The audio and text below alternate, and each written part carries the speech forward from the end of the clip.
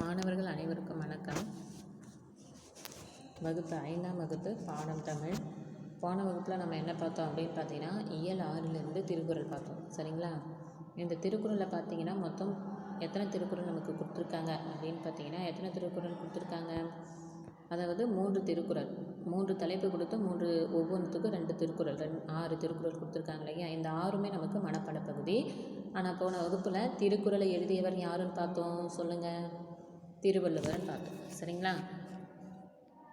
திருக்குறளில் மொத்தம் 3 பிரிவுகள் என்னென்ன அப்படின்னு பார்த்தோன்னா, அறத்துப்பால், பொருட்பால், இன்பத்துப்பால் என்று 3 பிரிவுகளை உடையது.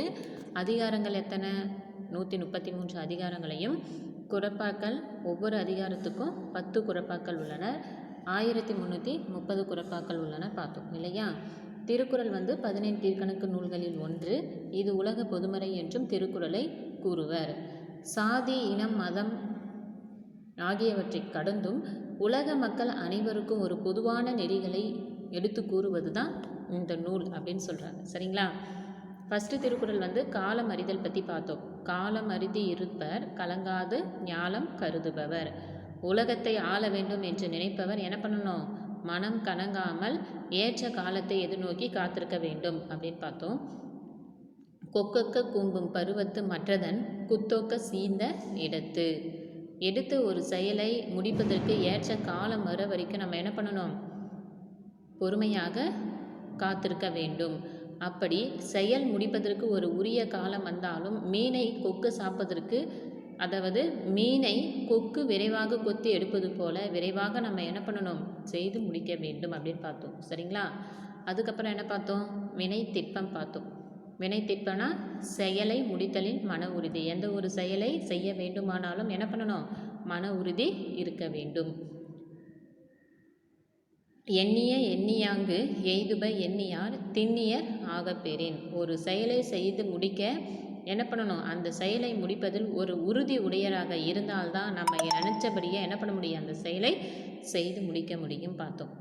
அதுக்கப்புறம் பார்த்தீங்கன்னா, உருவு கண்டு எல்லாமை வேண்டும் உருள் பெருந்தேருக்கு அச்சாணி அன்னார் உடைத்து. உருவு கண்டு எல்லாமை வேண்டும் உருள் பெருந்தேருக்கு அச்சாணி அன்னார் உடைத்து பார்த்தோம். சரிங்களா? உருவு கண்டு எல்லாமை வேண்டும் உருள் பெருந்தேருக்கு பார்த்தோம் இல்லையா? அதாவது ஒருவரின் உருவத்தை கண்டு நம்ம என்ன பண்ணக்கூடாது? இகழ்ந்து பேசுதல் கூடாது. அப்படி இகழ்ந்து பேசினால் உருவாக்கி ஓடும் பெரிய தேரை காக்கும். அதாவது என்ன ஆகும்? அதாவது உருண்டு ஓடும். இப்போ ஒரு தேர் பெரிய தேர் இருக்குது. அந்த பெரிய தேருக்கு என்ன தான் போட்டிருக்கோம்? ஒரு சிறிய அச்சாணி தான் நம்ம போட்டிருக்கோம் இல்லையா? அதுதான் உருண்டு ஓடும் ஒரு பெரிய தேரை காக்கும் ஒரு சிறிய அச்சாணி போன்றவர்களை இந்த உலகம் கொண்டு உள்ளது. அதனால தான் யாருமே ஒரு உருவத்தை கண்டு நம்ம என்ன பண்ணக்கூடாது? இகழ்ந்து பேசுதல் என்பது கூடாது. அதுக்கப்புறம் 3வது என்ன கொடுத்துருக்காங்க? பெருமை. பெருமைனா கடைசி வரைக்கும் அந்த பெருமை நமக்கு நிலைத்து நிற்பது தான் பெருமை நம்ம சொல்கிறோம் இல்லையா? பணியுமாம் என்றும் பெருமை சிறுமை அணியுமாம் தன்னை வியந்து. பணியுமாம் என்றும் பெருமை சிறுமை. பணியுமாம் என்றும் பெருமை சிறுமை அணியுமாம் தன்னை வியந்து.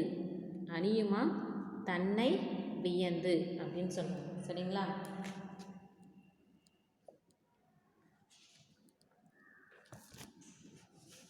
வியந்துனா என்ன அப்படின்னு பார்த்தீங்கன்னா, தன்னைத்தானே பாராட்டுது. வியந்துனா என்னது?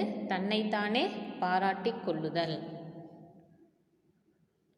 அதாவது பணியுமாம் என்னும் பெருமை பண்புடையவர்கள் எப்பொழுதும் எவரிடமும் என்ன பண்ணுவாங்க? பணிவாகவே நடந்துக்குவாங்க. ஆனால் சிறுமை குணமுடையவங்கள் எப்போதுமே என்ன பண்ணுவாங்க? தன்னைத்தானே புகழ்ந்து பாராட்டிக்கிறது. இப்போ பெருமைனா என்ன அப்படின்னு பார்த்தீங்கன்னா, நல்ல பண்பு உடையவர்களை அவங்களே யாரும் என்ன பண்ண மாட்டாங்க? புகழ்ந்து பேசிக்கவே மாட்டாங்க. ஆனால் நல்ல ஒரு பண்பு இல்லாதவங்க, சிறுமை பண்பு உடையவர்கள், அவங்க என்ன பண்ணுவாங்க? எது செஞ்சாலும் எல்லா கருத்துக்களையும் என்ன பண்ணுவாங்க? தான் செஞ்சது போல் தன்னைத்தானே அவங்களே என்ன பண்ணுவாங்க, புகழ்ந்து பேசிக்குவாங்க மற்றவர்கள் இடத்துல. சரிங்களா? ஆனால் பெருமை குணமுடையவங்கள் யாரிடமும் எவ்வளவு நன்மை செய்தாலும் சரி, புகழ் செய்தாலும் சரி, யாரிடமும் தன்னையே என்ன பண்ண மாட்டாங்க, அவங்க பெருமைப்படுத்தி கொள்ள மாட்டாங்க. சிறுமை குணமுடையவர்கள் தான் தன்னைத்தானே புகழ்ந்து பேசிக்குவாங்க. சரிங்களா? அதுதான் பெருமை பண்பு உடையவர்கள் எப்பொழுதும் யாரிடமும் பணிவாக நடந்து தான் கொள்வாங்களே தவிர புகழ்ந்து பேசிக்க மாட்டாங்க. ஆனால் சிறுமை குணமுடையவர்கள் எப்பொழுதுமே தம்மை தாய்மை என்ன பண்ணுவாங்க, புகழ்ந்து பாராட்டி கொள்வார்கள் அப்படின்னு சொல்கிறாங்க. சரிங்களா? அதுக்கப்புறம் பார்த்தீங்கன்னா, அற்றம் மறைக்கும் பெருமை சிறுமைத்தான் குற்றமே கூறிவிடும். அற்றம் மறைக்கும், அற்றம்னா என்ன அப்படின்னு பார்த்தீங்கன்னா அவமானம். அற்றம்னா என்னது? அவமானம்.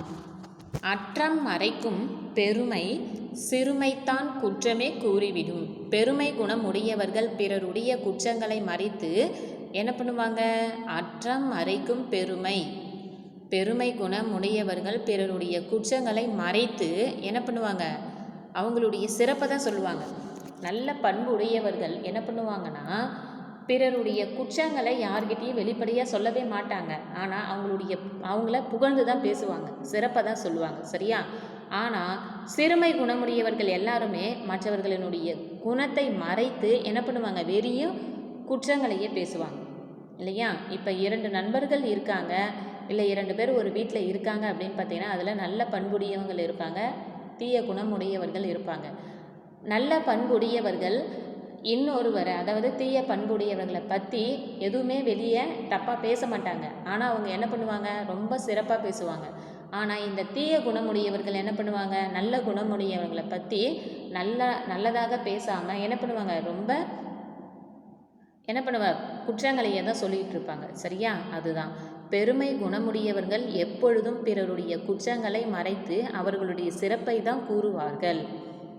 சிறுமைத்தான் குற்றமே கூறிவிடும். ஆனால் சிறுமை குணமுடையவர்கள் எப்பொழுதும் என்ன பண்ணுவாங்க, பிறருடைய குணங்களை மறைத்து வெறியும் குற்றங்களையே கூறுவார்கள் அப்படின்னு சொல்கிறாங்க. சரிங்களா?